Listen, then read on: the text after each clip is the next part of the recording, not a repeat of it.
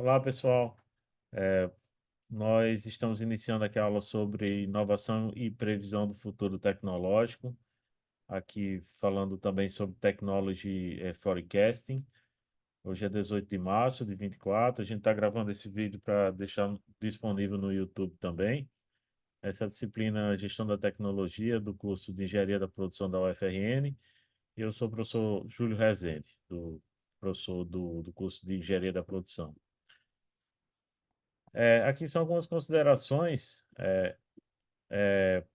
Assim, prever o futuro tecnológico é uma tarefa desafiadora, mas existem algumas estratégias e métodos que podem ajudar a entender as tendências e antecipar possíveis desenvolvimentos, né? Então, como é que a gente vai pensar, inclusive enquanto empreendedores, né? Se algumas pessoas que imaginam têm o desejo de empreender, quais seriam essas tecnologias do futuro, né? Que de repente vale a pena estar aprendendo hoje, né? Então, a gente vai falar um pouco sobre esse assunto hoje, né? Então, é, aqui, uma das ações importantes é a análise de tendências. Observar as tendências atuais em tecnologia pode fornecer insights sobre possíveis direções futuras. Eu destaco que um dos termômetros dessas tecnologias é um evento que acontece todo ano em Las Vegas, que eles falam dos novos produtos que estão sendo lançados no mercado. Muitas vezes é interessante também participar de feiras, feiras setoriais, por exemplo. Hoje no Brasil nós temos grandes feiras, por exemplo, na área de construção civil, na área de cerâmica, na área de tecnologia da informação, na área espacial também. Então, é importante estar procurando participar dessas feiras que acontecem no Brasil e no exterior, para tentar perceber um pouco quais são essas tendências tecnológicas é, que, que vão assim estar presentes nos próximos anos, né? Então, isso inclui monitorar o progresso em áreas como inteligência artificial, internet das coisas, biotecnologia, energia renovável, entre outras. E também identificar padrões e acompanhar o ritmo das mudanças pode ajudar a prever para onde a tecnologia está se dirigindo. Então, é interessante, assim, uma das coisas que eu tenho feito, assim, eu estou atuando mais hoje em dia na área espacial, e aí eu sigo vários perfis, de empresas, né, que atuam nesses setores, organizações que atuam nesse setor, e aí observando o que é que elas estão fazendo, alguns indicativos de realizações que elas estão tendo, né? E como é que isso aí pode guiar o futuro, né? Recentemente, na área espacial, a gente tem um foguete da Starship, né? Desenvolvida pela SpaceX, né? Que é uma tecnologia revolucionária aí, em que, por incrível que pareça, semana passada, na quinta-feira, eles tiveram um teste de sucesso de uma das versões do Starship, né? Então, é importante estar acompanhando. No caso, na área espacial, estar acompanhando os lançamentos. No caso da Starship, no caso da SpaceX, ele já tem um lançamento previsto para daqui a 2 meses. Então, é uma tecnologia disruptiva que eles estão desenvolvendo, né? E que, de repente, isso vai ditar como é que vai ser o futuro da área espacial. No caso da SpaceX, eles já desenvolveram o foguete Falcon, né, que é um foguete reutilizável. Alguns desses foguetes Falcon, eles já foram reutilizados quase 20 vezes. Então, diferente do modelo anterior de lançamento de foguetes, né, que praticamente você perdia o foguete, né? No foguete ele não era reaproveitável. Então, é importante estar acompanhando, porque, por exemplo, no caso dele, é uma tendência, né, a questão dos foguetes reutilizáveis. A China está desenvolvendo o foguete dela também, né? E então isso é importante a gente observar como é que essas tecnologias disruptivas ou tendências tecnológicas, como é que elas podem estar surgindo em diferentes setores aí da economia. Pessoal, qualquer coisa vocês podem interromper aí para fazer algum comentário, tá?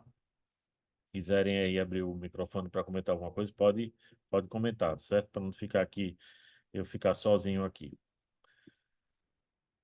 Aqui são algumas observações também, não de tendências tecnológicas, mas de mercado. quais são mercados que estão crescendo aqui de mercado de trabalho.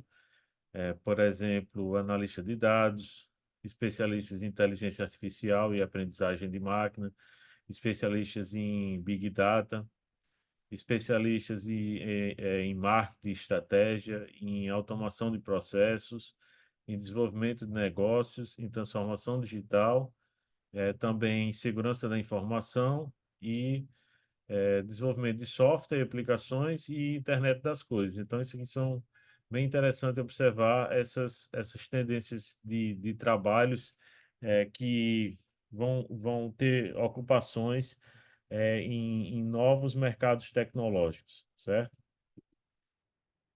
Nós temos empregos que estão em transição, por exemplo, da área de engenharia, inclusive alguns permanecem em engenharia, mas vão para outras áreas também. Então, umas áreas de futuro seria computação em nuvem, engenharia, pessoas e cultura, dados e inteligência artificial, desenvolvimento de produtos, vendas, conteúdo e marketing, né? Algumas áreas que podem representar oportunidades de trabalho. Então, aqui mais um detalhamento maior aqui.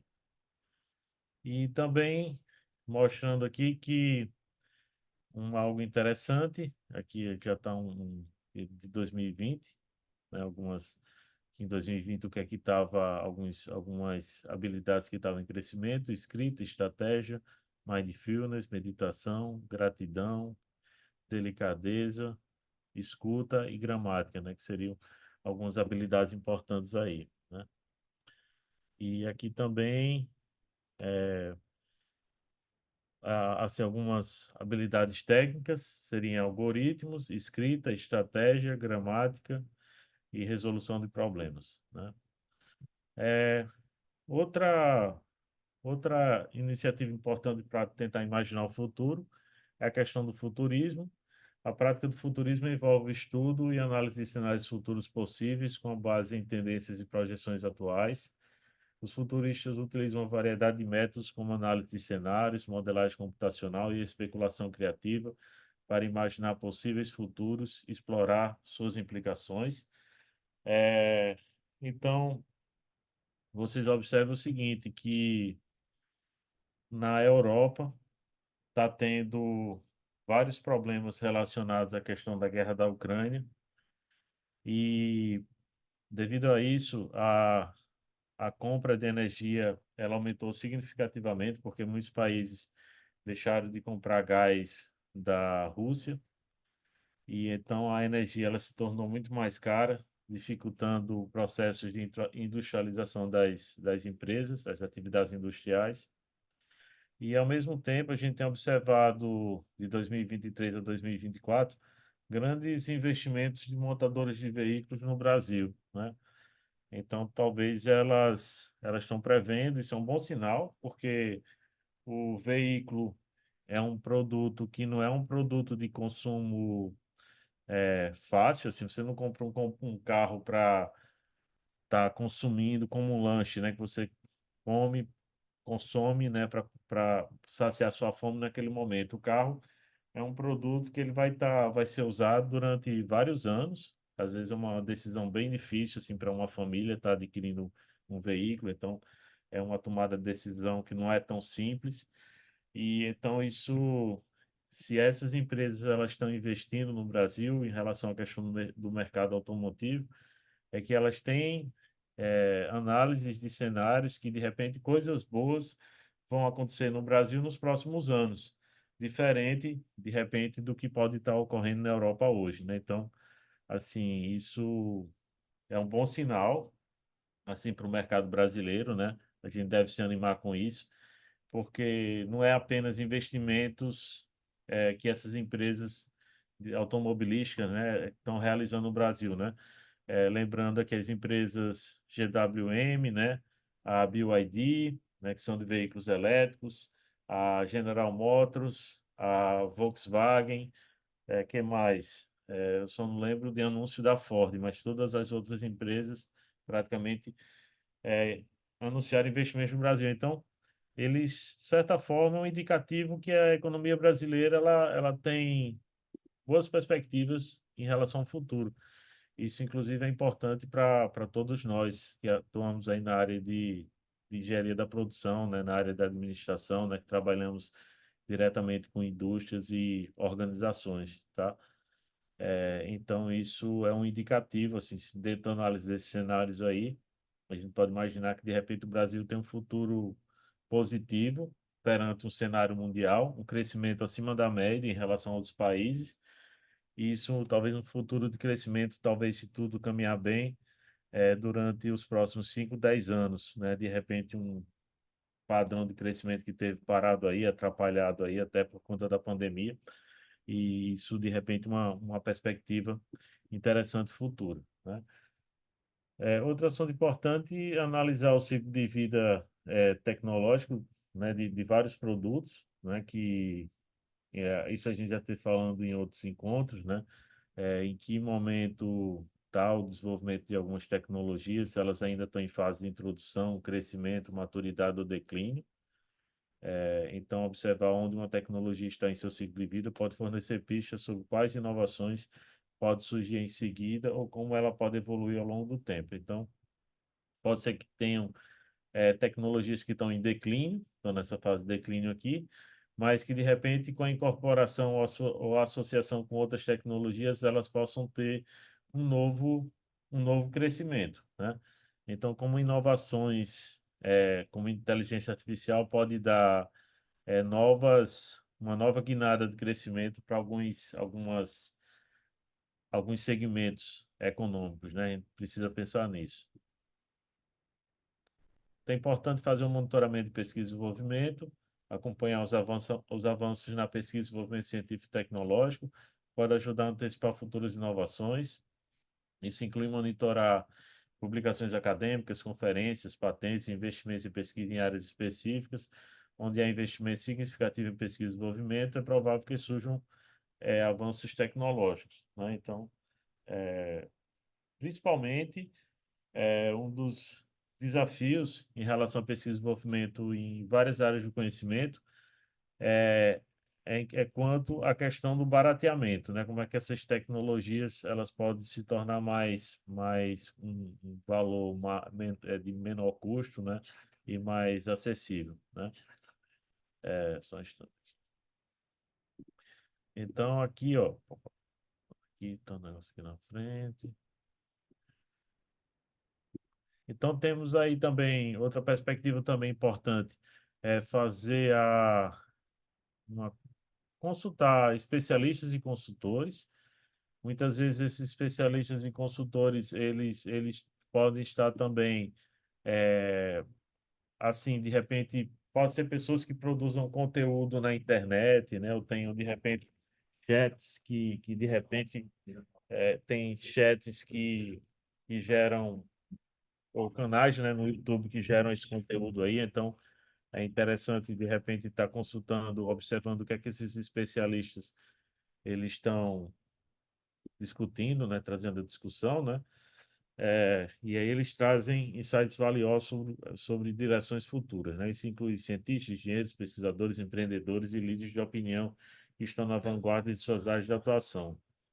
Então é importante ouvir suas opiniões e previsões para ajudar numa compreensão mais clara das tendências emergentes, né? Então,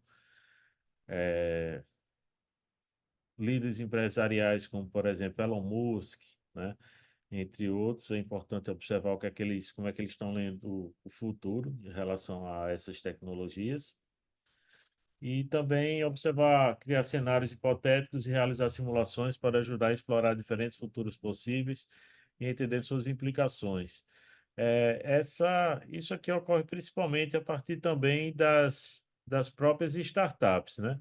Que é um assunto que a gente vai discutir futuramente na disciplina, porque quando uma startup, ela apresenta um MVP, um mínimo produto viável, isso vai ser avaliado, é como se ela apresentasse um cenário futuro para esse produto, como é que esse produto ele pode estar sendo comercializado, como é que ele pode ter sucesso, qual a percepção que as pessoas têm sobre isso, sobre esses produtos.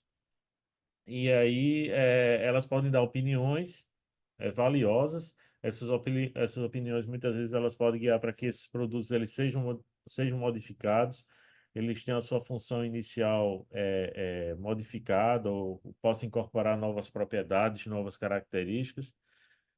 Então, é bem importante as startups, elas são bons exemplos de como os produtos, eles podem ser apresentados aos consumidores como se fosse uma simulação, né? É sobre o que é que eles consideram, o que é que eles acham interessante sobre esses produtos e serviços, né? Tá certo? Embora não seja possível prever o futuro com certeza, essa abordagem pode ajudar a antecipar possíveis trajetórias e se preparar para elas, né? Então, a muitos produtos, primeira vez que eles foram apresentados, foi de maneira bem simples e ao longo do tempo eles foram sendo melhorados, né? Mas isso só é possível a partir de uma constante conversa com os consumidores, né? Possíveis consumidores. Embora essas abordagens possam ajudar a prever algumas tendências de desenvolvimento tecnológico futuros, é importante ressaltar que o futuro é incerto e sujeito a uma série de variáveis imprevistas. Portanto, uma abordagem holística e flexível, que combina diferentes métodos e perspectivas, é essencial para entender e se adaptar ao futuro da tecnologia, né? Aqui algumas habilidades para 2025, de acordo com o World Economic Forum. Então, seria inovação e pensamento analítico, aprendizagem ativa e estratégias de aprendizagem, resolução de problemas complexos, análise, de pensamento crítico, criatividade, originalidade, liderança, influência social, uso da tecnologia, monitoramento e controle, desenho, design, né, design thinking, né, ou desenho de tecnologia e programação, resiliência, tolerância a estresse e flexibilidade, razão e resolução de problemas e ideação, né? Agora eu gostaria de entrar no assunto que a gente já vem discutindo sobre o Future Today Institute, que ele traz assim um estudo sobre tendências tecnológicas e o que eles trabalham é bem em cima do technology forecasting, né? Então, procurar prever essa questão do futuro tecnológico. E aqui a gente tem nisso que é chamado Cone do Tempo, temos exemplos de atividades que podem ser realizadas ao longo do tempo, né? Então, em relação a 12 a 24 meses, 1 a 2 anos, a organização ela pode ter ações, precisam ser práticas, mas a cada período de tempo maior, você tem menos dados, menos evidência e menos certeza, né? Então, é um desafio muito grande você imaginarmos o futuro, né? Então, para 2 a 5 anos é importante existir uma estratégia corporativa, ter uma visão também que guia aí a organização em relação a 5, 10 anos e uma visão mais longa que seria de transformação, né? Das organizações no mercado. E será que as empresas do setor automobilístico elas estão trabalhando com essa visão de transformação, né? De observar o horizonte de tempo de forma mais longa, né? A gente tem agora eu não lembro o nome da empresa, mas a Embraer ela tem uma subsidiária, vocês podem pesquisar aí no Google para me ajudar. Ela tem uma subsidiária para fabricação de VTOLs, né, que seriam veículos autônomos de transporte, né, que seriam uma espécie de drones, né, grandes, né, para transporte de passageiro. Então ela criou uma empresa subsidiária para a fabricação desses veículos aéreos, para transportar duas, três, quatro pessoas.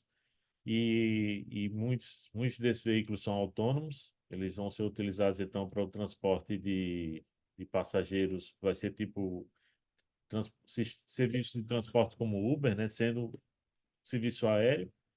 E aí recentemente eu escutei que eles já têm encomendas de 3.500 unidades, essa empresa, né? Ano passado ela apresentou esse produto, né?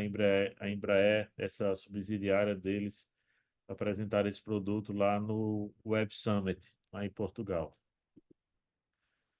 É importante, então, pensar exponencialmente, mas atuar incrementalmente, o que é que, apesar de ter a organização ela procurar ter essa visão de futuro, quais são ações práticas que ela pode ter no presente e no curto prazo, né?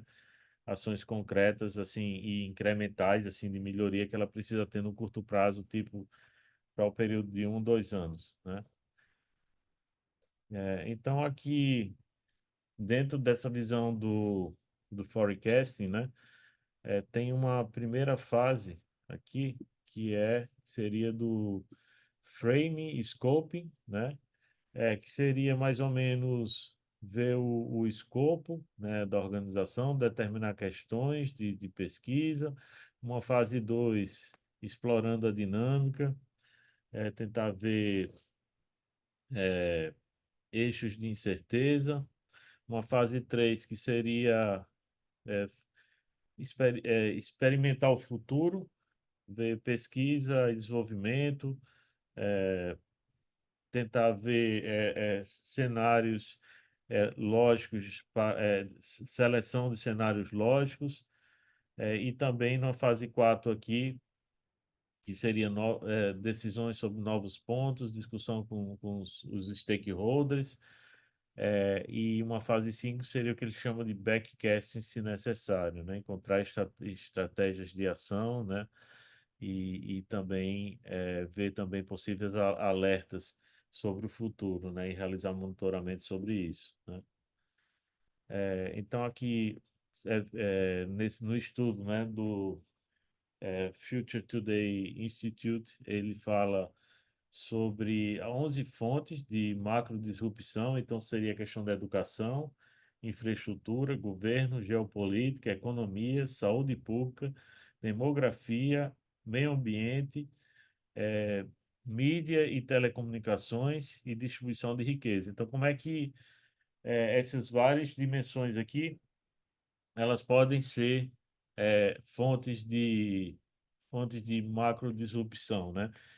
Então é importante a gente observar sobre isso, né? Certo? E aqui nós temos aqui a importância de conhecer, reconhecendo padrões, observar contradições, também inflexões, práticas, ataques, extremos e raridades, né? As contradições aqui é uma sigla Cipher, né? Provém uma ferramenta para categorizar os sinais. As contradições são exemplos que demonstram forças opostas ou incongruentes em jogo simultaneamente. As inflexões são ocorrências que marcam um grande ponto de virada e estabelecem um novo paradigma. As práticas são comportamentos emergentes que estão se tornando mais pronunciados ou ganhando popularidade. Os ataques são usos inventivos e não intencionais de ferramentas, tecnologias e sistemas. Os extremos são instâncias, tecnologias, funções ou conceitos sendo levados a novos limites que podem mudar a natureza de seu uso. E as raridades são eventos e fenômenos altamente prováveis ou inesperados, né? É interessante observar que no mundo hoje a questão ambiental ela tem tido grandes impactos, principalmente em relação à questão de extremos climáticos, que pode impactar a forma como comunidades e sociedades elas estão organizadas, né? Então aqui tem o que ele chama nesse quadro aqui, o Future Today Institute, ele chama que chama eixos de incerteza, né? Como é que isso pode primeiro seria refletir sobre como nós estamos preparados para uma disrupção do futuro. Um segundo momento, se nós podemos ver novas oportunidades de mercado, como é que nós estaríamos melhor preparados para servir a uma base de consumidores. Em um terceiro momento, qual é o nosso destino em relação à força do mercado de trabalho, né? Como nós é, podemos ter, já ter habilidades híbridas desenvolvidas. As organizações que elas têm refletido sobre o futuro, sobre a questão do Technology Forecasting, elas têm tido 33% mais lucratividade. Então, as empresas com metodologia, recursos, previsão e estratégias dedicados a superarem a média por uma lucratividade 33% maior, tem 200% de crescimento. As empresas com metodologia, recursos, previsão e estratégias dedicados superaram seus concorrentes em 200% e 25% de melhoria. As empresas dizem que a previsão estratégica melhora os objetivos do planejamento de negócios, ajuda a definir novos mercados e cria mentalidades flexíveis entre os executivos, mesmo em tempos de profunda incerteza. Então, é, essa é uma oportunidade bem interessante para a consultoria, então, porque muitas empresas elas não sabem como trabalhar com isso, assim, não estão preparadas, muitas vezes por conta do modelo operacional que elas têm, elas estão muito dedicadas às suas atividades operacionais e muitas vezes é até importante que essas metodologias para pensar o futuro, elas sejam é, trabalhadas, assim, sejam trazidas por consultores, que são pessoas externas, né, à organização, ou que tenham, de repente, equipes especiais assim, dedicadas a isso, a pensar o futuro, a pensar a inovação na empresa, né? Então, assim, de repente são pessoas que muitas vezes não estão completamente envolvidas com a rotina da empresa, elas precisam ter um pouco de flexibilidade para poder olhar o cenário, olhar diferentes perspectivas sobre quais podem ser esses caminhos de futuro e procurar trazer essas metodologias para refletir sobre o futuro dessas empresas, né? O futuro dessas organizações, né? É importante também uma ferramenta já muito conhecida, uma ferramenta da qualidade, né? É a matriz de SWOT, né? Ver em relação ao ambiente interno quais são os pontos fortes da empresa e as fraquezas, né? É, e também em relação ao mercado externo, quais são as oportunidades e as ameaças que têm implicações para as organizações, né? Algo interessante também aqui é observar as suposições versus conhecimentos. Então, ele traz, quando você temos aqui, por exemplo, no início, às vezes a gente tem uma intuição pura, a gente às vezes não tem nenhuma evidência afirmando ou negando sobre, de repente, uma tendência de mercado. A gente tem às vezes um pensamento esperançoso, temos intuição, isso que vale muito para quando a gente vai criar uma empresa, né? Então, muitas vezes a gente não tem muito conhecimento sobre um determinado mercado. A partir do momento que a gente começa a ter mais conhecimento, a gente deixa de ter menos suposição e passa a ter mais conhecimento, a gente passa a ter uma familiaridade maior. Então a gente começa a ter mais evidências, mais insights, passa a ter novas perguntas, e aí a gente chega um cenário mais favorável a pensar sobre o futuro, que é quando nós já temos um estágio 3 aqui de evidências, que a gente consegue montar provas, a gente consegue pensar, ter modelos de negócio já construídos, continuamos a ter algumas perguntas sobre o futuro, e a partir do momento que a gente tem novos conhecimentos, a gente chega a esse estágio assim, do conhecimento profundo sobre a atuação no mercado, que envolve extensa evidência, modelos estabelecidos e perguntas respondidas. Então, a gente passa a ter um conhecimento profundo no mercado. É interessante observar que muitas empresas, muitas startups, elas percorrem esse caminho aqui, dessas 4 etapas aqui. E o que é que acontece? Muitas empresas, como por exemplo a Microsoft, quando a Microsoft em 95 lançou o Windows 95, ela é um produto que ele falhou na hora da apresentação, né? No evento de lançamento, eles falharam lá, o Windows 95 bugou lá no lançamento. Então, assim, sejam pequenas ou grandes empresas, elas muitas vezes elas têm que se antecipar, lançando produtos, lançando tecnologias, se antecipando ao mercado, né? E para ter tendo uma comunicação com o mercado e melhorando esse conhecimento que ela tem, até que ela se torne um líder no mercado onde ela atue, né? Ou tem uma boa representatividade, né? Então essa figura é muito bacana, assim, porque como é que a gente pode sair desse cenário de completa ignorância, passar um momento de familiaridade, de evidência, até chegar um momento de profundo conhecimento do mercado. Então, esse é o grande desafio que as organizações têm, seja uma pequena empresa de um, dois, três funcionários, a grandes empresas como corporações do setor automobilístico, né? Então, a prospecção estratégica reduz incerteza sobre o futuro, trata-se de preparação, não de previsões. A prospecção é uma atividade estratégica que utiliza recursos quantitativos e dados qualitativos, estruturas e ferramentas para contribuir para visões de futuro, para que a administração ela possa tomar decisões informadas hoje, né? Então, o que ele está chamando aqui sobre a prospecção estratégica, né, seria a questão também do technology forecast, né, que a gente está falando, né? Então, aqui também um outro gráfico, o diálogo para a gente tem aqui no eixo Y, aqui temos dados qualitativos e dados quantitativos, temos hoje, a realidade hoje, temos a realidade futura, e aí a gente tem, por exemplo, no próximo a uma realidade mais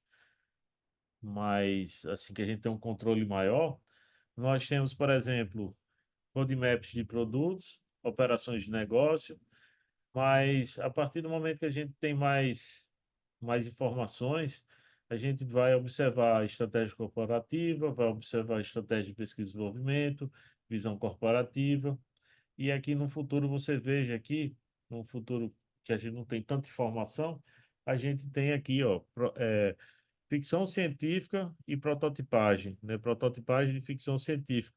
E aí é interessante observar o seguinte, ó, que muito do que é da ficção científica, o que era da ficção científica 40, 50 anos atrás, está se transformando em produtos do mundo real, né? Então, a questão dos drones, do telefone celular, dos relógios inteligentes, né? Da inteligência artificial, muito do que era ficção científica hoje está se transformando em produtos reais, né? Que estão sendo, ou muito da ficção científica, ela está sendo prototipada para se transformar em produtos reais. Então é interessante observar como isso tem mudado aí ao longo do tempo, né? Então, com isso, eu vou encerrar aqui e vou deixar aí aberto as perguntas de vocês aí. Obrigado.